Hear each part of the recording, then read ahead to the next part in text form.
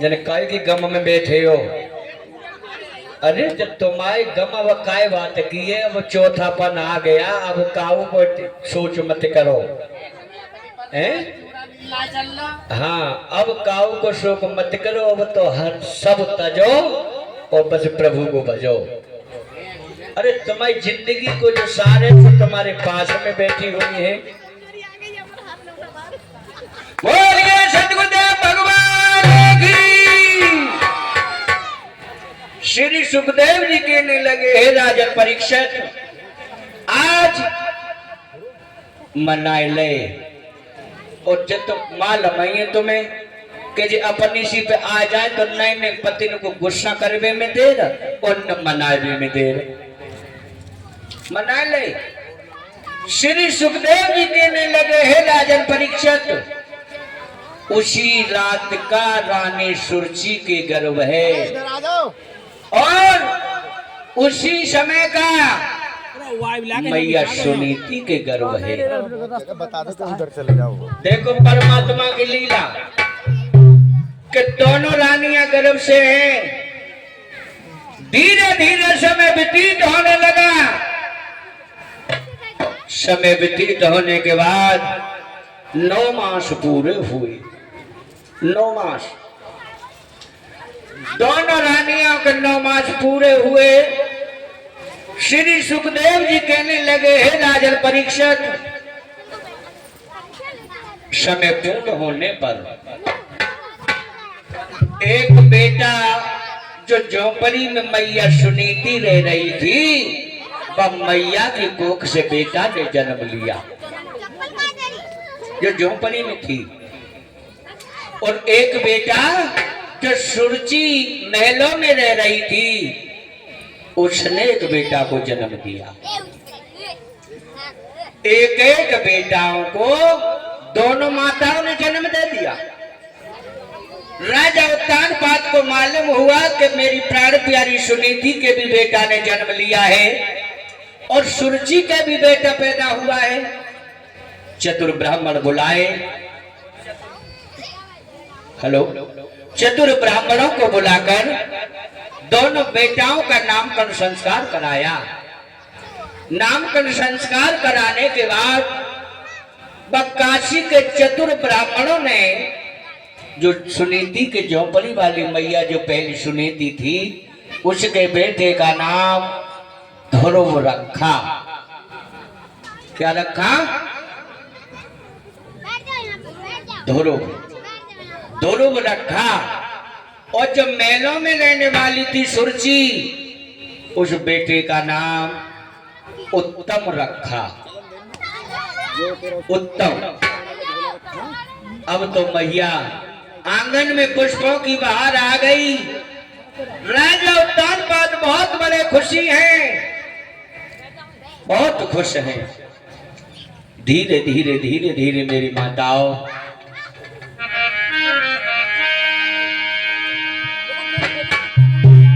धीरे धीरे परे भय दो लाला।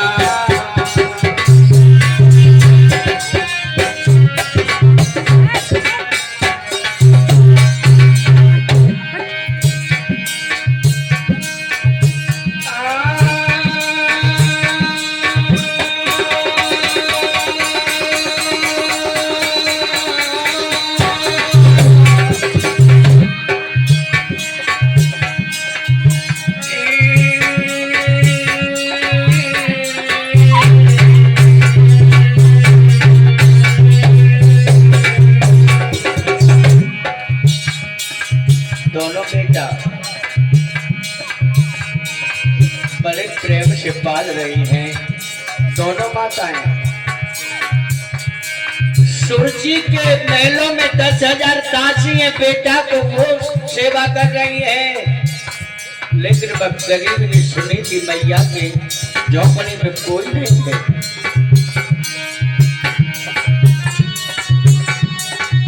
धीरे धीरे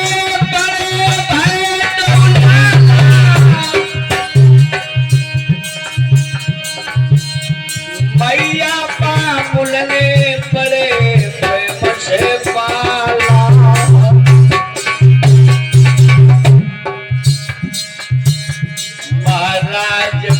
जब 5 के लला भये,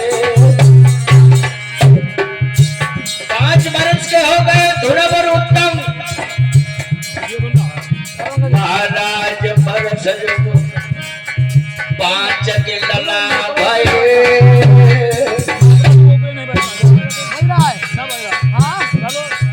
5 वर्ष के ध्रुव उत्तम फिर सभा में चले गए।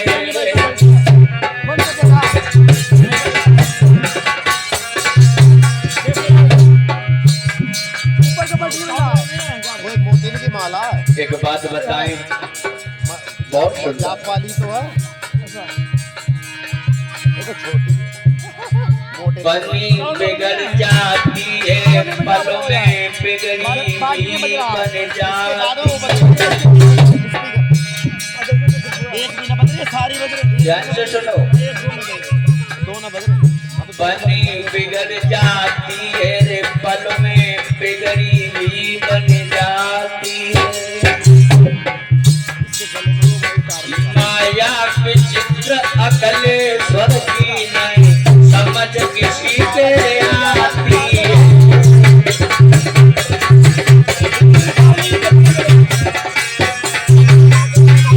और सुनो,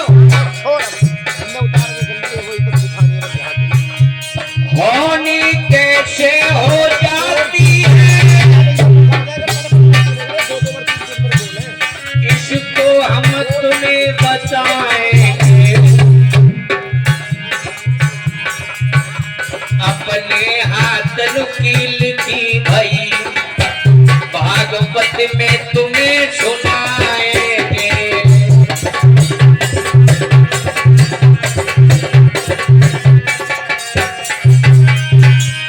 देख लो समय, अगर मैया के पहले ही बेटा ध्रुव हो जाती तो ये आपत्ति मुसीबतें क्यों पड़ती।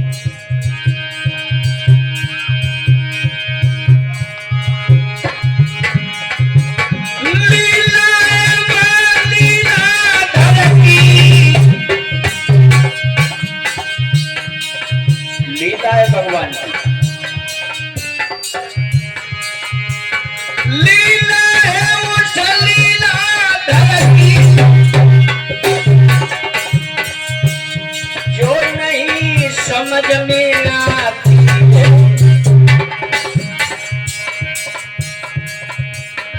उत्तम और ध्रुव की चोरी फिरी बबुला की सभा में आती है।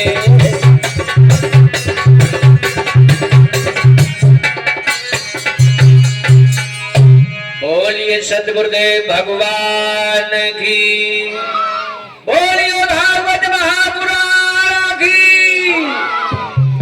मेरी माताओं, आज 5-5 वर्ष के उत्तम बेटा और ध्रुव हो गए। एक दिन छोटा बेटा उत्तम निकल पड़ा गली में, ध्रुव भैया भी झोपड़ी से निकल करके बाहर घूम रहे थे।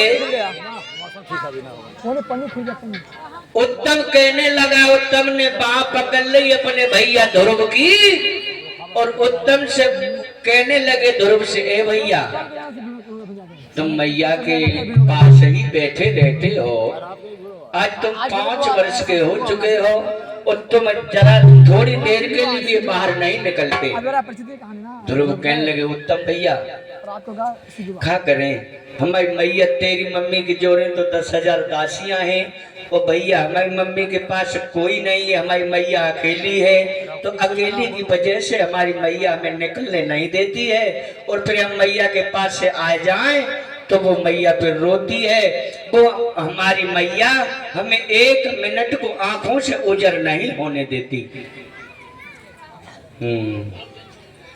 उत्तम बोले, ध्रुव भैया चलो आज हम और तुम दोनों पिता की सभा में चल रहे हैं।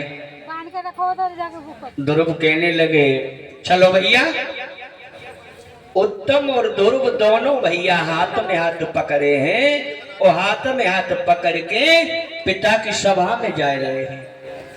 राजा उत्तानपाद गद्दी पर बैठे हुए हैं, जैसे ध्रुव बेटा को और उत्तम को राजा उत्तानपाद ने देखा तो सोचने लगे उत्तम के आंगन में तो रोज ही रहते हैं, ध्रुव बेटा हमें आज 5 साल में जादिल से भाव है, बादल से आज देखने मिलो है। और खड़े भय और खड़े होकर के ध्रुव को गोदी में उठा लिया और गोदी में उठाकर ध्रुव गद्दी पे बैठा लिया और गद्दी पे बैठा के राजा बैठे गए, ध्रुव को भी बैठा लिया और कहने लगे और बताओ बेटा तुम कैसे हो? कहने लगे हम ठीक हैं। तुम मैया ठीक है? हाँ पिताजी मैया भी ठीक है। ठीक है बेटा। इतने में कहा भाव तुम जब तो जानते ही हो परिचन महाराज कि जब चुगलन की देश में कमी ना है, चुगलो एक चुगला व सवा से उठो और रानी छोटी सुरजी से जाकर के कह दिया रानी साहिबा हाय तुम आओ लला जमीन पे खड़ो है और वो तुम्हारी सौतेली सुनीति को लला गद्दी पे बैठो है। हाय जैसे ही तनी कही वो वहां से घर से बहाजी घर से आई और सभा में पहुंच गई सीधी पूछी और आग न ताव गद्दी पे पास में पहुंची और ध्रुव की कलाई को पकड़ा और ध्रुव की कलाई को पकड़कर गद्दी से खींच लिया और पृथ्वी पे मार करके गाल पे चांटा मार दिया और चांटा मार के बोली अरे नीच, अरे मूर्ख, तेरे इस गद्दी लायक नहीं है, इस गद्दी का मालिक तो मेरा बेटा उत्तम है। अगर तुझे गद्दी में बैठना था, तुझे गद्दी पर बैठना था तो तू पापनी की कोख से पैदा न होकर मेरी कोख से जन्म लेता तो तू गद्दी में लायक था, तू गद्दी पे बैठता था।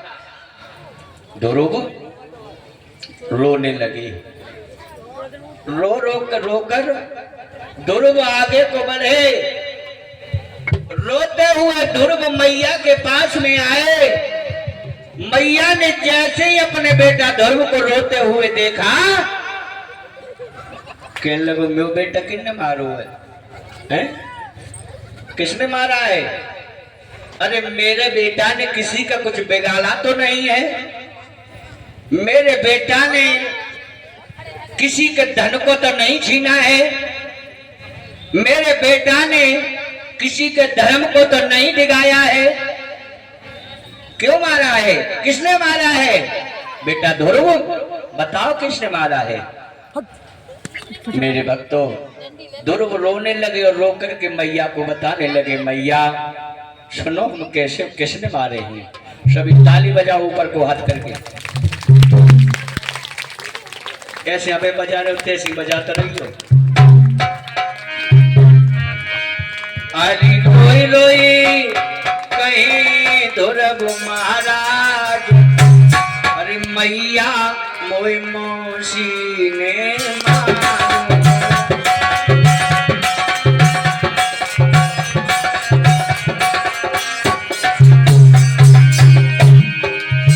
ध्रुव बोले मोई मौसी ने मारो, मैया मोई मौसी ने मारो।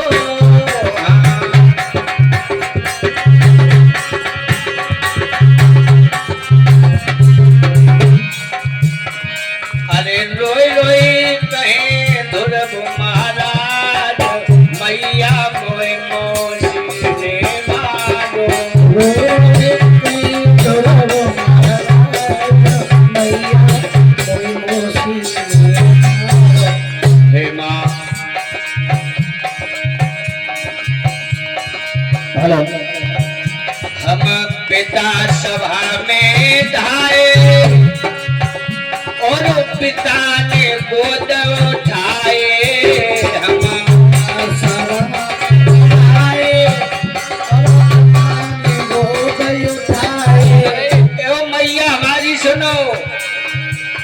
हम पिता सभा में धाये, बबुला ने गोद उठाए।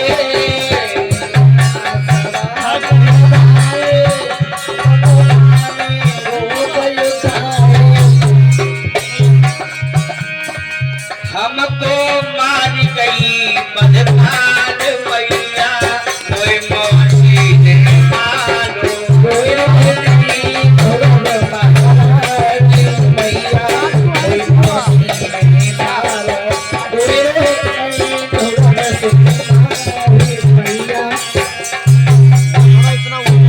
मैया हमें मौसी ने मार दिया, हमारे गाल पे चाकू मारो, हमें खींच के धरती पर फेंक दिया। यही पब्लिक ऐसे लगेगी 10 गुना फालतू। मैया आंसू पहुंचने लगी, कहने लगी बेटा चुप रहो, कोई बात ना है, वो मौसी मैया है। पब्लिक रेज की दिखे। ध्रुव कहने लगे हमारे मौसी मैया ने मार दिया, हमें उसका माँ बिल्कुल दुख नहीं है। फिर काय को दुख है? हमें दुख तो जावात को है कि हमारी मौसी हमें मारती रही और हमारे पिता ने एक बार ये नहीं कहा कि तू क्यों मार रही है। अगर एक बार मेरे पिता ये कह देते कि तू क्यों मार रही है तो मेरी आत्मा को तसल्ली हो जाती, माँ तसल्ली हो जाती। एकदम मैया बोली बेटा ध्रुव, हाँ माँ।